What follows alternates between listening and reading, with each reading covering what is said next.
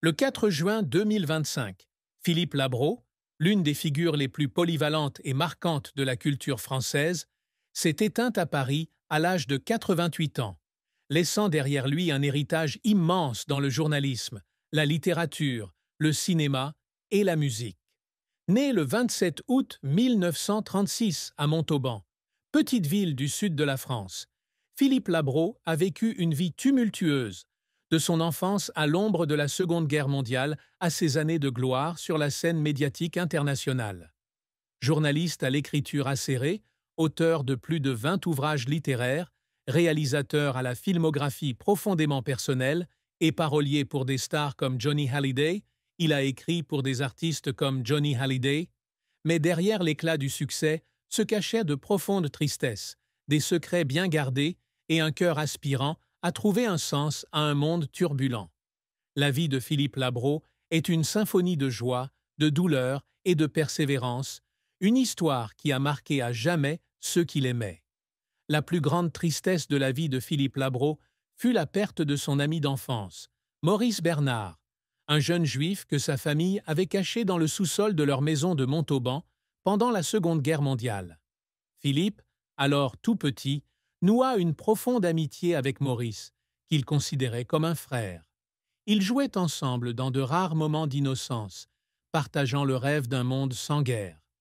Mais un soir d'hiver 1943, lorsque les Allemands firent irruption dans la maison familiale des Labro, Maurice et sa famille furent découverts et emmenés.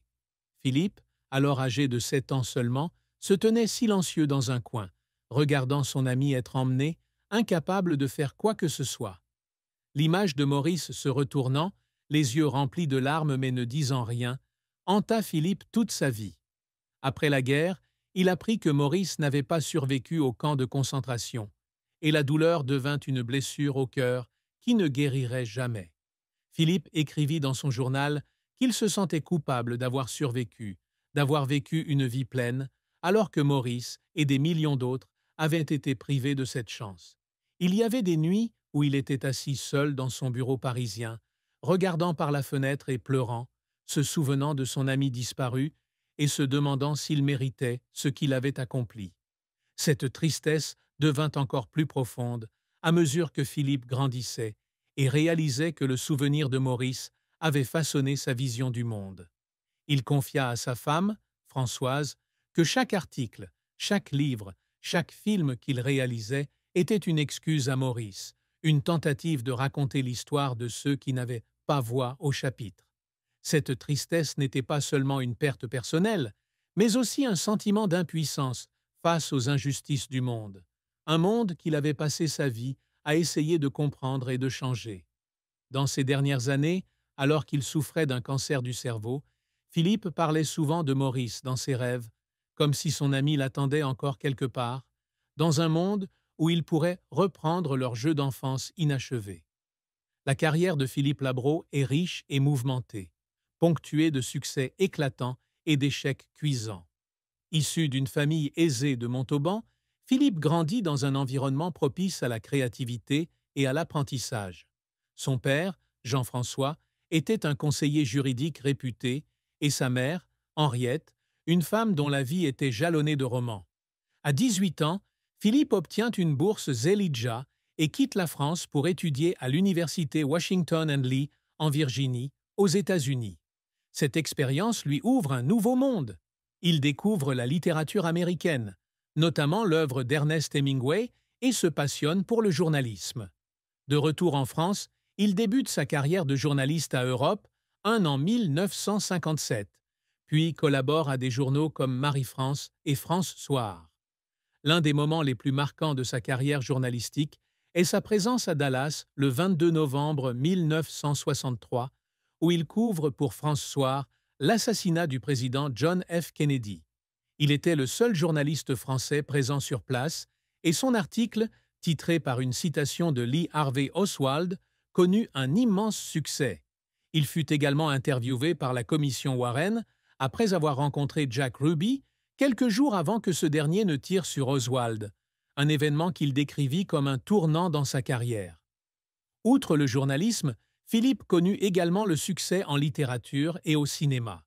Il publia plus de 20 livres, dont des romans, des mémoires et des œuvres autobiographiques. L'étudiant étranger, publié en 1986, relatant ses années aux États-Unis, remporta le prix Interallié, l'une des plus prestigieuses distinctions littéraires françaises. Ce livre, écrit avec sincérité et poésie, toucha le cœur de milliers de lecteurs et devint un classique. Il écrivit également d'autres ouvrages, tels que Le Petit Garçon, 1990, relatant son enfance à Montauban, et Tomber 7 fois, Se relever 8, 2003, un mémoire sur son combat contre la dépression. Ses œuvres témoignent non seulement de son talent littéraire, mais aussi de sa façon d'affronter sa douleur personnelle et de la partager avec le monde.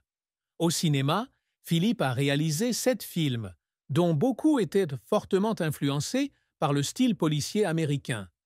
Des films comme Sans mobile apparent, 1971, L'Héritier, 1973, et Rive droite, Rive gauche, 1984, ont reçu un accueil positif du public et de la critique. Il a travaillé avec de grandes stars comme Jean-Paul Belmondo, Yves Montand et Gérard Depardieu, et était un ami proche du célèbre réalisateur Jean-Pierre Melville. Cependant, sa carrière cinématographique n'a pas toujours été un long fleuve tranquille. La Crime, 1983, malgré un casting impressionnant, n'a pas rencontré le succès escompté, laissant Philippe dans un état de doute. Il a un jour déclaré qu'après la première décevante de La Crime, il avait roulé seul dans les rues de Paris la nuit, s'était arrêté au bord de la Seine et avait pleuré, estimant n'avoir pas réussi à transmettre sa vision. Philippe a également marqué les médias. De 1985 à 2000, il est directeur des programmes chez RTL, dont il devient vice-président en 1992, puis directeur général adjoint en 1996. Il cofonde également la chaîne de télévision Direct 8, devenue C8, avec Vincent Bolloré en 2005 et anime L'Essentiel chez Labro jusqu'à sa fermeture en février 2025. Ses efforts font de lui l'une des personnalités les plus influentes des médias français. Cependant, la pression de la gestion de grands programmes et les mutations du secteur médiatique le poussent à s'épuiser à plusieurs reprises. Un jour, après une réunion tendue chez RTL, Philippe est assis seul dans son bureau, regardant une photo encadrée d'un article de Kennedy et pleurant, sentant sa passion initiale pour le journalisme s'évanouir. La fin de vie de Philippe Labro fut triste. Il disparut seul, luttant contre un cancer du cerveau diagnostiqué en avril 2025. Durant les derniers mois de sa vie, Philippe devint plus discret, souvent assis seul dans son appartement parisien, regardant par la fenêtre et écrivant ses dernières lignes dans son carnet. Il y écrivit sur Montauban, son enfance, Maurice et les rêves qu'il n'a jamais réalisés. Bien qu'aimé de sa famille et de ses amis, Philippe ressentait une distance invisible entre lui et le monde. Il confia un jour à sa femme qu'il craignait que son héritage ne soit oublié, que les histoires qu'il racontait ne disparaissent comme les vagues du Tarn. Dans ces derniers jours, il refusa de nombreuses interviews, préférant vivre tranquillement et passer du temps avec ses proches. Sa mort, bien que prévisible, laissa un grand vide dans le cœur de ceux qu'il aimait, une fin tragique à une vie haute en couleurs. L'amour et le mariage de Philippe Labro ont été une part importante de sa vie, lui apportant à la fois joie et profonde tristesse. Il a épousé Françoise Coulon, journaliste et scénariste, en 1978.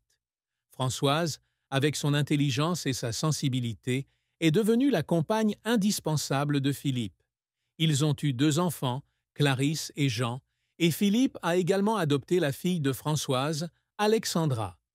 Il a également eu une fille, Valérie, de son premier mariage avec Geneviève Gourou. Sa relation avec Françoise a été durable, fondée sur le respect et une passion commune pour la création. Ils ont souvent discuté de littérature, de cinéma et de journalisme ensemble. Et Françoise a été la première à lire les manuscrits de Philippe. Il a déclaré que Françoise était celle qui l'avait aidé à traverser les moments les plus difficiles, notamment lorsqu'il luttait contre la dépression dans les années 2000. Cependant, le mariage de Philippe n'a pas toujours été facile. L'un des plus grands chagrins de sa vie amoureuse a été le sentiment de ne pas passer assez de temps avec sa famille en raison de sa carrière bien remplie. Pendant ses années à RTL et C8, Philippe était souvent absent de la maison, ce qui le faisait culpabiliser envers Françoise et ses enfants. Un jour, après avoir manqué l'anniversaire de sa fille Clarisse à cause d'un voyage d'affaires aux États-Unis, Philippe, assis dans un hôtel new-yorkais, pleurait et écrivait une longue lettre d'excuses à sa fille. Il confiait également à un ami qu'il craignait d'avoir échoué en tant que père, en particulier envers Valérie, avec qui il avait eu peu de contact durant les premières années de sa vie en raison de la rupture de son premier mariage. L'amour de Philippe pour Françoise et ses enfants était pourtant indéniable, et il s'efforçait toujours de le compenser par des moments tendres passés en famille. Le secret que Philippe Labro a gardé secret toute sa vie était une période de grave dépression qu'il a traversée dans les années 999.